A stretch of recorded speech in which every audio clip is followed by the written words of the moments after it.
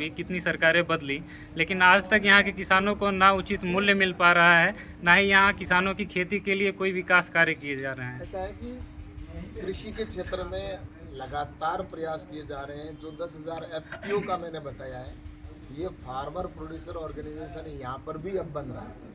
और ये जो ऑर्गेनाइजेशन बना है, इससे किसान अपनी फसल की वैल्यू एडिशन करके और वो अधिक मार्केट के अंदर अच्छी रेट में बेच पाएगा। तो इसके लिए गांव के अंदर ही प्रोसेसिंग यूनिट लगेगी, शॉर्टिंग ग्रेडिंग की यूनिट यहीं पर लगेगी। हर ब्लॉक के अंदर ऐसा देश भर में किया जा रहा है। तो इस क्षेत्र के अंदर भी एफपीओ बनाने का काम प्रारंभ हो चुका है। और ऐसे ही किसान सम्मान निधि का पैसा है डायरेक्ट किसान के अकाउंट में पहुंच रहा है। और आज देश भर में लगभग 11.5 करोड़ किसानों के अकाउंट में पैसा जा रहा है। तो लगभग 2,40,000 करोड़ रुपये किसान के अकाउंट में सीधा गया है डीबीटी के माध्यम से। और ऐसे ही एग्रीकल्चर इंफ्रास्ट्रक्चर का फंड के माध्यम से गांवों के अंदर इंफ्रास्ट्रक्चर खड़ा करने का काम किया जा रहा है। एमएसपी लागत से 1.5 गुना करने का निर्णय हुआ, जो कि यूपी की सरकार ने खारिज कर दिया था। स्वामीनाथन आयोग की सिफारिश के अंदर ये था कि किसान को लागत से 1.5 गुने पर मिले, लेकिन यूपीए की सरकार ने उस समय जब ये रिकमेंडेशन रखी तो उन्होंने स्वामीनाथन आयोग की सिफारिश के अंदर ये जो लागत से 1.5 गुने वाली को खारिज कर दिया कि किसान को 1.5 गुना देने की कोई आवश्यकता नहीं है। लेकिन नरेंद्र मोदी जी ने आते ही सबसे पहले ये काम किया कि किसान को लागत से 1.5 गुना मिले, और इसलिए एमएसपी से लागत से 1.5 गुना पर आज किसानों को फसल इस सरकार खरीद रही है।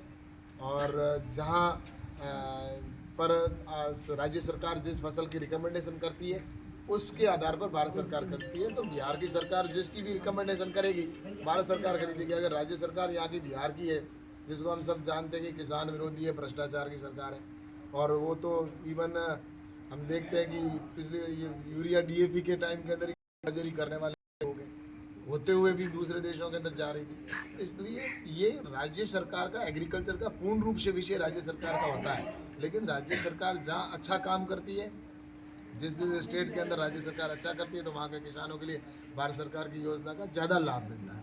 लेकिन जो स्टेट गवर्नमेंट केंद्र सरकार की योजना को नीचे धरातल पर नहीं उतारती है, उनमें से एक बिहार की सरकार की है, तब और ऐसे ही बंगाल की होगी सरकार। तो ये लोग हैं जो जानबूझकर इस तरह से किसानों के साथ कर रहे हैं। लेकिन नरेंद्र मोदी जी की डायरेक्ट स्कीमें हैं, चाहे वो एफपीओ है, एग्रीकल्चर इंफ्रास्ट्रक्चर फंड है, या किसान सम्मान निधि का है, उसमें कहीं पर भी कोई कोताही नहीं बरती जा रही है। लेकिन एमएसपी की खरीद का विषय उनका है, लेकिन उसको रिकमेंडेशन भारत सरकार को करनी होती है। और भारत सरकार निश्चित रूप से राज्य सरकार रिकमेंडेशन करेगी तो खरीदने के लिए तैयार है। सर, किसानों को लाभ नहीं मिला जा रहा है, किसी कागज कलम में बताया जा रहा है।